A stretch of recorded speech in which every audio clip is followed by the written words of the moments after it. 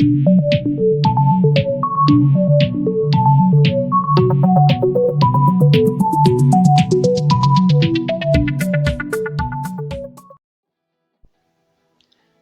guys, I'm sure by now most of you have seen the docu-series on Netflix called The Tiger King. If not, you should go watch it right now. The series has been rated the biggest documentary of all time, so go watch it. What are you waiting for? So, before we get started, don't forget to hit that subscribe button down below.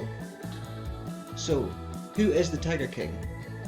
Joseph Allen Schreibvogel, now known as Joseph Maldonado Passage, but more famously known as Joe Exotic, was born on the 5th of March 1963 in Garden City, Kansas. He grew up there with his two brothers, his mother and his father. At the age of 13, Joe began to realise that he was gay, but he chose to keep this quiet. After leaving school, the family moved to Texas, where Joe joined the Eastville, Texas Police Department. Everything was going great until one of his brothers outed him as being gay. When his parents found out about this, they did not approve, especially his father. In fact, his father made him shake his hand and promise not to attend his funeral.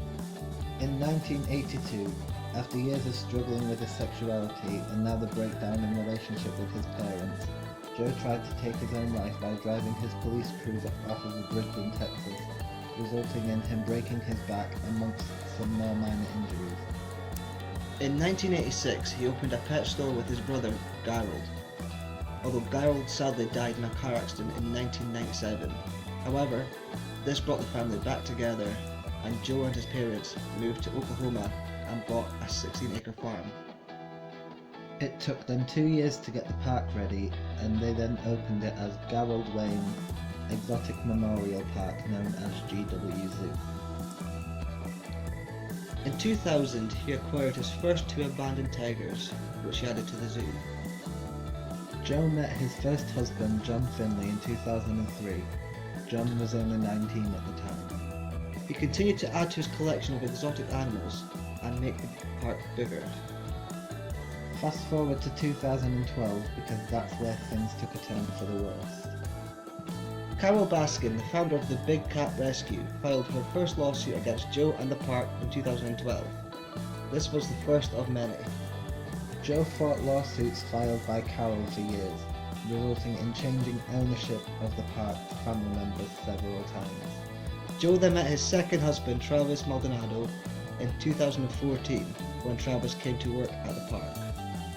Joe then married both John and Travis in 2015, although he was only legally married to Travis. But later in 2015, John left them to marry the receptionist as she was carrying his baby. Plus, not to mention the fact that after being with Joe for 12 years, he claims he was never gay. In 2016, Joe gave politics a go. Yes, you could have had Joe Exotic in the White House as your president, but his campaign for presidency was unsuccessful. Joe signed the park over to his new associate Jeff Lowe in an attempt to save the park. Later in 2017, Travis accidentally took his own life by unintentionally shooting himself in the head, although we are not sure if it was an accident, as this was filmed just before the incident.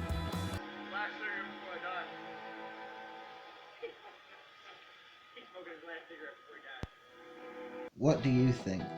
Did he intend killing himself, or do you think that it was just a tragic accident? Let us know in the comments below. 2 months later, Joe married husband number 3, another young man named Dillon Passage. Joe wasn't done with politics. In 2018, he ran for governor of Oklahoma, but he was yet again unsuccessful, finishing last amongst 3 libertarian candidates. Joe was then arrested on the 7th of September 2018 after attempting to hire a hitman who was actually an undercover FBI agent. He was held in custody until the 19th of September, then transferred to federal prison.